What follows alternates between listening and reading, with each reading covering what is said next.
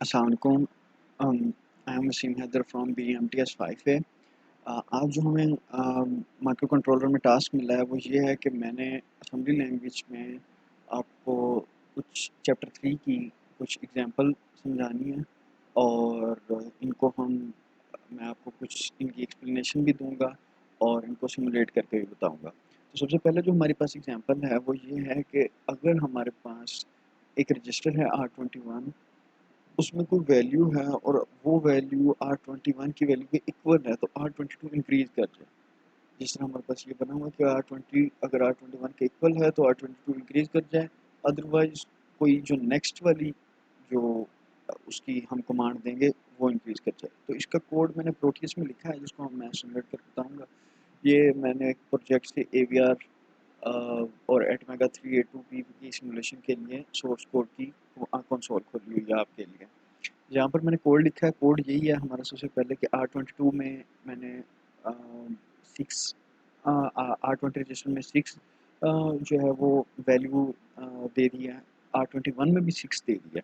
अब हमारी R20 और R21 की वैल्यू जो है वो इक्वल है। तो अब आगे क्या करें? अब हम ये करेंगे कि हमने सब्ट्रैक्शन की कमांड यूज़ की और उसमें R20 में से R21 को माइनस किया और जो वैल्यू थी वो R20 में स्टोर कर दी। अब यहाँ पर जो हम अगली यूज़ कर रहे हैं कमांड वो BRNE नेक्स्ट है। मतलब हमारे पास जो Z है, जो BRNE की कमांड में होता है, जो फ्लैग है Z का, अगर वो सेट हो जाता है 0, जो कि हो चुका है। R20 और R22 1 इक्वल है, जब वो 6 में से 6 माइनस होगा तो 0 हो जाएगा, Z 0 होगा तो वो मतलब नॉट इक्वल है। नॉट इक्वल होगा तो वो नेक्स्ट पर जो है वो नहीं जाएगा, मतलब इस वाली पर नहीं जाएगा, वो इसको स्किप करेगा और इंक्रीमेंट पर आ जाएगा। अगर यहाँ पर z हम इक्वल ना करें, z अगर हम यहाँ पर 0 के इक्वल ना करें तो ये फिर जो है वो नेक्स्ट की कमांड पर जाएगा, डिक्रीमेंट करेगा, इंक्रीमेंट नहीं करेगा। मैं आपको रजिस्टर की मदद से इसको डीबग करके दिखाता हूँ। तो हम इसकी VSM की डिबगिंग करते हैं और ये मेरे पास रजिस्टर CPU रजिस्टर की वैल्यू आ गई, जहाँ पर मेरे पास R00 से लेके R31 तक सारे रजिस्टर हैं। तो अब मैं स्टेप बाय स्टेप चलाता हूँ। तो आप देखें कि सबसे पहले R21 की मैं 6 वैल्यू लोड हो गई R20 रजिस्टर में। ये देखें 6 वैल्यू लोड होगी। इसके बाद सेकंड जो मेरी स्टेटमेंट थी वो ये थी कि R21 में भी 6 वैल्यू लोड डाल। अब जो थर्ड है उसमें है कि सब्ट्रैक्शन जो है वो कर दो, R20 में से R21 को माइनस कर देते हैं। तो ये देखें R20 में से R22 हुआ तो 0 हो गया। अब जो नेक्स्ट कमांड है वो है कि BRNE next if not equal to jump to next. अगर तो वो Z के इक्वल नहीं आता और R20 R21 के इक्वल नहीं है तो फिर तो नेक्स्ट पर जाओ, वरना तुमने नेक्स्ट पर नहीं जाना है। तो वैसा ही हुआ। अगर यहाँ पे मैं इन दोनों को इक्वल ना करता, जो मैं अभी करके दिखाता हूँ, तो ये फिर नेक्स्ट पर चला जाता, डिक्रीमेंट करता 21 में। अदरवाइज ये R22 पे है और इसने ये देखें R22 में इसने 1 ऐड कर दिया। That's all. अभी मैं दूसरा भी आपको करके दिखाता हूँ कि अगर हम इनको डिफरेंट कर दें। लेट्स से मैं यहाँ पे लिख देता हूँ कि यहाँ पर मेरा R25 है। तो अभी अगर मैं डीबगिंग करूँ, स्टार्ट VSM डीबगिंग, तो अब इस कोड को रन करें तो आप देखेंगे कि R20 में हमने 5 रखा, R21 में 6 रखा और इनकी सब्ट्रैक्शन की तो अब हमारे पास ये दोनों इक्वल नहीं है। तो ये देखें BRNE नेक्स्ट पर जब वो गया तो उसने अब जाके जो नेक्स्ट है ना वो इस पर चला गया, डिक्रीमेंट R21। उसने इस लाइन को स्किप कर दिया क्योंकि ये हमारी कमांड जो है वो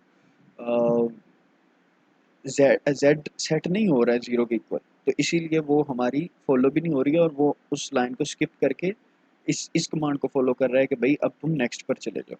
तो ये हमारा डिक्रीमेंट जो है वो R21 पे चला गया और ये हमारा R21 में जो है वो डिक्रीमेंट हो गई है। अब इसके बाद हमारी जो दूसरी एग्जांपल है वो ये है कि R26 में कोई वैल्यू हमने स्टोर कराई और वो R24 से कम है तो R22 इंक्रीज कर जाए। मतलब R26 अब R24 से कम है तो R22 इंक्रीज करे, अदरवाइज दूसरी लाइन एग्जीक्यूट हो जाएगी। तो इसका कोड कुछ इस तरह से है कि मैंने R26 में 7 रखा और R24 में 6। तो हमारी जो हमने सब्ट्रैक्शन करनी है, अब हमें मिलना ये चाहिए कि R26 कम हो R24 से। ओके, तो हमने यहाँ पे कैरी क्लियर की जो है वो ब्रांच रख दी। अगर हमारा यहाँ पे अब जो कि आएगा भी R26 माइनस करेंगे 6 में से, तो ये अगर हमारी ब्रांच कैरी क्लियर होती है तो ये L1 पर जंप करेगा जो कि इंक्रीमेंट R23 है, अदरवाइज ये इसको स्किप करेगा और इंक्रीमेंट कर देगा R22 में। तो हम डीबग कहते हैं इसको, और ये मेरे पास सीपीयू रजिस्टर आ गए जिसकी मदद से R26 में 7 स्टोर हुआ, R24 में 6 स्टोर हुआ, R24 में 6, R26 में 7। नेक्स्ट हमारा जो कमांड है वो सब्ट्रैक्शन की है, और इसने सब्ट्रैक्शन की और हमारी जो R26 में वैल्यू स्टोर हुई वो 1 हो गई। इसके बाद हमारे पास जो अगली है कि कैरी अगर क्लियर होती है तो L1 पर जंप करे, अदरवाइज वो इंक्रीमेंट R22 करे। तो अभी वो हमारी कैरी क्लियर हुई, क्यों? क्योंकि 7 माइनस 6 जो है वो हमारे पास 1, 7 माइनस 6 तो हमारे पास ये छोटी वैल्यू है, तो हमारे पास कैरी जो है वो फ्लैग जनरेट करेगा। ठीक है, तो इसलिए वो उस पर जा रही है। अगर मैं यहाँ पर वैल्यू कम रखूँ, 5 रखूँ और यहाँ पर 6 रखूँ, तो ये R23 पर नहीं जाएगा, R22 में इंक्रीज कर देगा, जो हमारी डिमांड थी इस एग्जाम्पल की। तो मैं आपको वो भी करके दिखा देता हूँ, जिस तरह से अगर मैं यहाँ पे 5 रखूँ जिसमें कैरी क्लियर होगी, जनरेट नहीं होगी ना, तो हम इसको कंपाइल करते हैं और अब डीबग करते हैं, स्टार्ट दिया समझ। तो आप देखेंगे कि अगर अब देखें मैंने 5 रखा है R26 में, R24 में 6, सब्ट्रैक्शन की, तो हमारी कैरी क्लियर जो है वो ये इसको स्किप करेगा इस ब्रांच को और इंक्रीमेंट कर देगा R22 में। ये देखें R22 में वो इंक्रीमेंट कर देगा। That's all. ये हमारी एग्जांपल इजीली सॉल्व हो गई। जो नेक्स्ट एग्जांपल है उसमें वो कहता है कि R26 इज ग्रेटर देन और equal to R24 then R22 increase. अगर वो इक्वल और ग्रेटर हो तो हम इसको जो है वो इंक्रीज करें, अदरवाइज वो नेक्स्ट पर करें। तो हमारे पास जो थर्ड एग्जांपल है उसका कोड कुछ इस तरह से है कि हमने R26 में 6 रखा जो कि बड़ा है R24 से, और इनकी सब्ट्रैक्शन की, तो अब हमने कैरी सेट की रिक्वायरमेंट रख दी। अगर तो कैरी सेट हो तो L1 पर जंप करे, अदरवाइज वो इंक्रीमेंट कर दे R22 में। तो ये हमारे पास डीबगिंग हुई, और आप देखेंगे कि हमारे पास R26 में 6 चला गया, R24 में 5, R26 में 6, R24 में 5, एंड देन हमारे पास सब्ट्रैक्शन हुई और R26 में 1 रहा। तो कैरी सेट मतलब हमारे पास बड़ा है R26, तो कैरी सेट की ब्रांच जो है वो इसको स्किप करेगी और इंक्रीमेंट कर देगी R22 में। इसके बाद जो हमारे पास थर्ड एग्जांपल है, फोर्थ एग्जांपल है, उसमें हमें इफ़ एल्स की कमांड देखनी है कि हम किस तरह से कंट्रोल कमांड, जिस तरह हमारे पास सी में होती है कि इफ़ अगर ये वाली हमारे पास R20 is greater than R21 तो R22 में इंक्रीमेंट कर दो एल्स ये। तो हम देखेंगे कि असेंबली लैंग्वेज में हम किस तरह से इसको करते हैं। तो ये हमारे पास फोर्थ एग्जांपल है, इसमें मैंने 4 रजिस्टर यूज़ किए, R17, R22, R20 और R21। R17 में मैंने 5 रखा, R22 में 3 रखा, जो हमारी एक्चुअल वेरिएबल्स आप कह सकते हैं। और जो हमारे पास कमांड के लिए हम यूज़ करेंगे वो R20 और R21 है। तो R21 और R20 और R21 में मैंने R20 में 5 रखा और R21 में 6।